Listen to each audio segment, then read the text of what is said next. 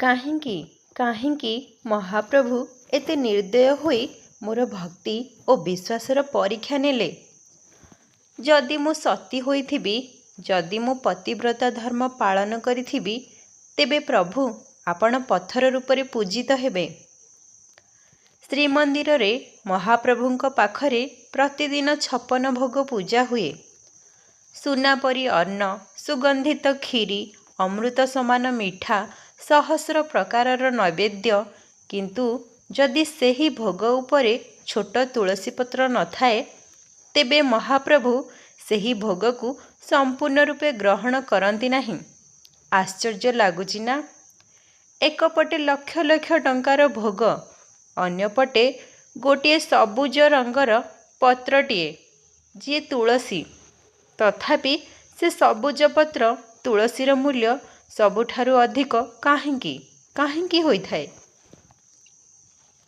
କ'ଣ ରହିଛି ସେ ତୁଳସୀ ପତ୍ରର ରହସ୍ୟ? କାହିଁକି ଜଗନ୍ନାଥ ଓ ଭଗବାନ ବିଷ୍ଣୁଙ୍କ ପାଖରେ ତୁଳସୀର ସ୍ଥାନ ସବୁଠାରୁ ଉଚ୍ଚରେ? ଆଉ କିଏ ଥିଲେ ସେ ମହାନ ନାରୀ, ଯାହାର ଭକ୍ତି ଦେବତାମାନଙ୍କୁ ମଧ୍ୟ ଚିନ୍ତାରେ ପକାଇ ଦେଉଥିଲା? କାହିଁକି ଭଗବାନ ବିଷ୍ଣୁଙ୍କୁ ନିଜ ଭକ୍ତଙ୍କ ପାଖରେ ଛଳନାର ଆଶ୍ରୟ ନେବା ପାଇଁ ପଡ଼ିଥିଲା? କାହିଁକି ଜଣେ ପତିବ୍ରତା ନାରୀର ଅଭିଶାପରେ ସ୍ୱୟଂ ନାରାୟଣ ପଥରର ରୂପ ଧାରଣ କରିଥିଲେ? ଦର୍ଶକ ବନ୍ଧୁ, ଏହିସବୁ ପ୍ରଶ୍ନ ଗଭୀର ଓ ରହସ୍ୟମୟ ଲାଗୁଛି ନା? ଯଦି ଉତ୍ତର ଜାଣିବା ପାଇଁ ଇଚ୍ଛୁକ, ତେବେ ଭିଡ଼ିଓଟିକୁ ସ୍କିପ୍ ନକରି ଶେଷ ପର୍ଯ୍ୟନ୍ତ ନିଶ୍ଚୟ ଶୁଣନ୍ତୁ। ଆଜିର ଏହି କାହାଣୀ ରହିଛି ଭକ୍ତି, ପ୍ରେମ, ଦୁଃଖ, ଅଭିଶାପ ଏବଂ ଭଗବାନଙ୍କର ଅଦ୍ଭୁତ ଲୀଳାର ଏମିତି ଏକ ରହସ୍ୟ, ଯାହାକୁ ଶୁଣିଲା ପରେ ଆପଣ ତୁଳସୀକୁ ଏକ ଗଛର ପତ୍ର ବୋଲି ଭାବିବେ ନାହିଁ, ବରଂ ଭକ୍ତିର ଏକ ଜୀବନ୍ତ ସ୍ୱରୂପ ବୋଲି ମାନିବେ।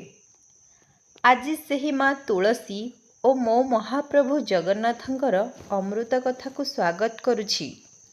ଆପଣ ଡେରି ନକରି ମୋ ଚ୍ୟାନେଲ ମାନି ଭଏସ୍କୁ ସବସ୍କ୍ରାଇବ୍ କରି ଏହି ଭିଡ଼ିଓଟିକୁ ଲାଇକ୍ କରିବାକୁ ଆଦୌ ଭୁଲିବେ ନାହିଁ। ଯୁଗ ଥିଲା ସତ୍ୟଯୁଗ। ପୁରାଣ ଅନୁସାରେ ତୁଳସୀ ଦେବୀଙ୍କର ପୂର୍ବ ନାମ ଥିଲା ବୃନ୍ଦା। ବୃନ୍ଦା ଛୋଟବେଳୁ ଭଗବାନ ବିଷ୍ଣୁଙ୍କର ଅନନ୍ୟ ଭକ୍ତ ଥିଲେ। ତାଙ୍କର ଏକମାତ୍ର ଇଚ୍ଛା ଥିଲା, ମୁଁ ମୋ ପ୍ରଭୁ ନାରାୟଣଙ୍କର ସେବା କରିବି। ସେହି ଇଚ୍ଛା ନେଇ ସେ ଦୀର୍ଘ ବର୍ଷ ଧରି ପ୍ରଭୁଙ୍କୁ କଠୋର ତପସ୍ୟା କରିଥିଲେ। ତାଙ୍କର ଭକ୍ତିରେ ସନ୍ତୁଷ୍ଟ ହୋଇ ବ୍ରହ୍ମଦେବ ପ୍ରକଟ ହୋଇଥିଲେ। ବ୍ରହ୍ମା କହିଲେ, ବୃନ୍ଦା, ତୁମର ଭକ୍ତି ଅତୁଳନୀୟ। ମନେ ରଖ, ଦିନେ ନା ଦିନେ ତୁମେ ଭଗବାନ ବିଷ୍ଣୁଙ୍କର ସର୍ବପ୍ରିୟ ଭକ୍ତ ହୋଇ ରହିବ। ବୃନ୍ଦାକୁ ବର ଦେଇ ବ୍ରହ୍ମଦେବ ବ୍ରହ୍ମଲୋକକୁ ଫେରିଗଲେ। ସେହି ସମୟରେ ସମୁଦ୍ରରୁ ଜନ୍ମ ନେଇଥିଲେ ମହାପରାକ୍ରମୀ ଅସୁର। ନାମ ଥିଲା ଜଳନ୍ଧର। ତାଙ୍କର ପରାକ୍ରମ ଶକ୍ତି ଯୋଗୁଁ ଦେବତାମାନେ ମଧ୍ୟ ତାଙ୍କୁ ଭୟ କରୁଥିଲେ। ଜଳନ୍ଧର ବୃନ୍ଦାକୁ ବିବାହ କଲେ। ପରେ ବୃନ୍ଦା ପତିବ୍ରତା ଧର୍ମ ପାଳନ କରିବା ପାଇଁ ଲାଗିଲେ। ତାଙ୍କର ସତୀତ୍ୱ କାରଣରୁ ଜଳନ୍ଧର ଅଜୟ ହୋଇଗଲା। ଜଳନ୍ଧର ଦେବଲୋକ ଉପରକୁ ଆକ୍ରମଣ କରିବା ପାଇଁ ଲାଗିଲା। ଇନ୍ଦ୍ର ପରାଜିତ ହେଲେ।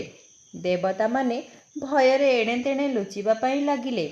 ତେଣୁ ସବୁ ଦେବତାମାନେ ମିଶି ଦେବଦେବ ମହାଦେବଙ୍କ ପାଖରେ ପ୍ରାର୍ଥନା କଲେ, ଜଣାଣ କଲେ, ଗୁହାରି କଲେ, ହେ ମହାଦେବ, ଆପଣ ଆମର ସହାୟ କରନ୍ତୁ।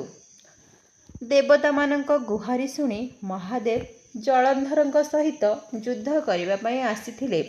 କିନ୍ତୁ ବୃନ୍ଦାଙ୍କର ପତିବ୍ରତା କାରଣରୁ ମହାଦେବଙ୍କୁ ମଧ୍ୟ ପରାସ୍ତ ହେବାକୁ ପଡ଼ିଥିଲା। ତେଣୁ ସର୍ବଦେବତା ମିଶି ଗୋଲୋକ ବିହାରୀ ବିଷ୍ଣୁଙ୍କ ପାଖକୁ ଯାଇଥିଲେ। ସବୁ ଦେବତା ମିଶି ପ୍ରାର୍ଥନା କଲେ, କମଳାକାନ୍ତ, ଲକ୍ଷ୍ମୀକାନ୍ତ, ଆପଣ ସହାୟ ହୁଅନ୍ତୁ। ପ୍ରଭୁ, ଆପଣ ସହାୟ ହୁଅନ୍ତୁ।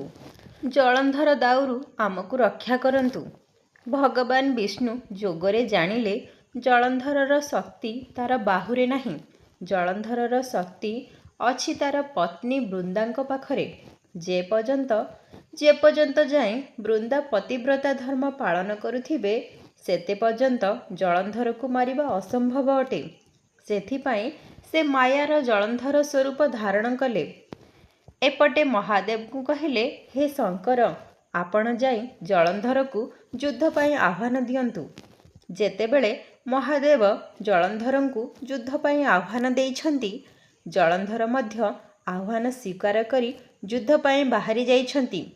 ଠିକ୍ ସେତିକିବେଳେ ଭଗବାନ ବିଷ୍ଣୁ ମାୟାର ଜଳନ୍ଧର ରୂପ ଧାରଣ କରି ବୃନ୍ଦାଙ୍କ ନିକଟକୁ ପ୍ରବେଶ କରିଛନ୍ତି। ବୃନ୍ଦା ଦେଖିଛନ୍ତି ତାଙ୍କ ସ୍ୱାମୀ ଜଳନ୍ଧର ଫେରି ଆସିଛନ୍ତି।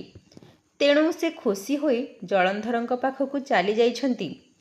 ଆଉ ଯେତେବେଳେ ସ୍ପର୍ଶ କରିଛନ୍ତି, ସେ ଅନୁଭବ କରିଛନ୍ତି ଇଏ ମୋର ସ୍ୱାମୀ ନୁହନ୍ତି, ତାଙ୍କର ସତୀତ୍ୱ ଭଗ୍ନ ହୋଇଛି। ଠିକ୍ ସେହି ସମୟରେ ଜଳନ୍ଧରଙ୍କ ସହିତ ମହାଦେବଙ୍କର ମହାପ୍ରଳୟ ଯୁଦ୍ଧ ଚାଲୁଥାଏ। ଆକାଶରେ ବଜ୍ରପାତ ହେଉଥିଲା, ପୃଥିବୀ ପ୍ରକମ୍ପିତ ହେଉଥିଲା। ଦେବତାମାନେ ଅତ୍ୟନ୍ତ ଆଶ୍ଚର୍ଯ୍ୟର ସହିତ ଯୁଦ୍ଧ ଦେଖୁଥିଲେ। ଯେଉଁ ଜଳନ୍ଧରଙ୍କୁ କୌଣସି ଅସ୍ତ୍ର ଆଘାତ କରିପାରୁନଥିଲା, ବୃନ୍ଦାଙ୍କର ସତୀତ୍ୱ ଭଗ୍ନ ହେବା ମାତ୍ରେ ସେ ଦୁର୍ବଳ ହୋଇ ପଡ଼ିଯାଇଥିଲେ। ସେହି ସମୟରେ ମହାଦେବ ନିଜ ଦିବ୍ୟ ତ୍ରିଶୂଳ ଦ୍ୱାରା ଜଳନ୍ଧରଙ୍କର ବକ୍ଷ ଉପରେ ପ୍ରହାର କଲେ। ଏକ ଭୟଙ୍କର ଗର୍ଜନ ସହିତ ଜଳନ୍ଧର ଭୂମିରେ ପଡ଼ିଗଲା। ତାଙ୍କ ଶରୀର ପ୍ରାଣ ଛାଡ଼ିଦେଲା। ସମଗ୍ର ଦେବଲୋକ ଜୟଧ୍ୱନିରେ ପ୍ରକମ୍ପିତ ହେଲା। ସେହି ସମୟରେ ବୃନ୍ଦା ଗଭୀର ଦୁଃଖରେ ଭାଙ୍ଗିଯାଇ ଭଗବାନ ବିଷ୍ଣୁଙ୍କୁ ଅଭିଶାପ ଦେଲେ। କାନ୍ଦି କାନ୍ଦି କହିଲେ, ହେ ପ୍ରଭୁ, ହେ କରୁଣା ସାଗର, ଆପଣ ପରା ଦୀନବନ୍ଧୁ। କିନ୍ତୁ କାହିଁକି ଆପଣ ମୋର ଭକ୍ତିର ବିଶ୍ୱାସକୁ ଏମିତି କଠୋର ଭାବରେ ପରୀକ୍ଷା ନେଲେ? ଯଦି ମୁଁ ସତୀ ହୋଇଥିବି, ଯଦି ମୁଁ ମୋର ପତିବ୍ରତା ଧର୍ମ ପାଳନ କରିଥିବି, ତେବେ ହେ ବିଷ୍ଣୁ, ମୁଁ ଆପଣଙ୍କୁ ଅଭିଶାପ ଦେଉଛି।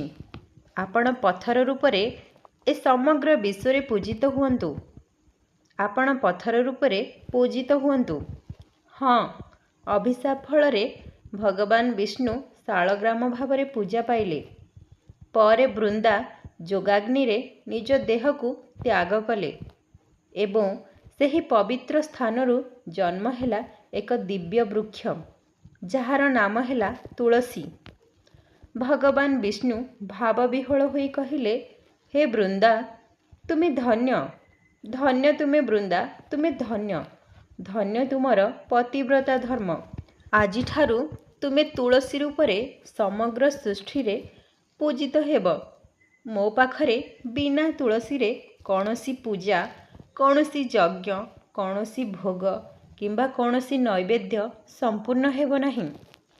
ମହାପ୍ରଭୁ ଜଗନ୍ନାଥ ସ୍ୱୟଂ ନାରାୟଣଙ୍କର ତୁଳସୀ ହେଉଛି ତାଙ୍କର ସର୍ବଶ୍ରେଷ୍ଠ ଭକ୍ତ। ସେଥିପାଇଁ ଶ୍ରୀମନ୍ଦିରରେ ଭୋଗ ଉପରେ ତୁଳସୀର ଆବଶ୍ୟକତା ରହିଛି।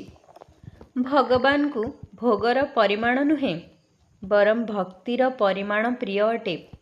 ଗୋଟିଏ ତୁଳସୀ ପତ୍ର ସହିତ ଅର୍ପିତ ଜଳ ମଧ୍ୟ ଭଗବାନଙ୍କୁ ଆନନ୍ଦିତ କରିଦିଏ। ତୁଳସୀ କେବଳ ଗୋଟିଏ ବୃକ୍ଷ ନୁହେଁ, ସେ ହେଉଛନ୍ତି ଭକ୍ତି, ପ୍ରେମ, ପବିତ୍ରତା ଓ ସମର୍ପଣର ଜୀବନ୍ତ ପ୍ରତୀକ। ସେଥିପାଇଁ ମହାପ୍ରଭୁଙ୍କ ପାଖରେ ସାଧାରଣ ଭୋଗରେ ମଧ୍ୟ ତୁଳସୀ ରହିଲେ ତାହା ଅମୂଲ୍ୟ ହୋଇଯାଇଥାଏ। ଗୋଟିଏ ତୁଳସୀ ପତ୍ରରେ ଯେତେ ଭକ୍ତି ରହିଛି, ତାହା ଲକ୍ଷ ଲକ୍ଷ ସୁନାରେ ମଧ୍ୟ ନଥାଏ। ଦର୍ଶକ ବନ୍ଧୁ, ଇଏ ଥିଲା ମହାପ୍ରଭୁଙ୍କର କଥା, ତୁଳସୀଙ୍କର କଥା, ସତୀତ୍ୱର କଥା। ଏମିତି ଭିଡ଼ିଓ ଦେଖିବା ପାଇଁ ଆମ ସହିତ ଏମିତି ଯୋଡ଼ି ହୋଇ ରୁହନ୍ତୁ। ଭିଡ଼ିଓଟିକୁ ଏହିଠାରେ ଶେଷ କରୁଛି।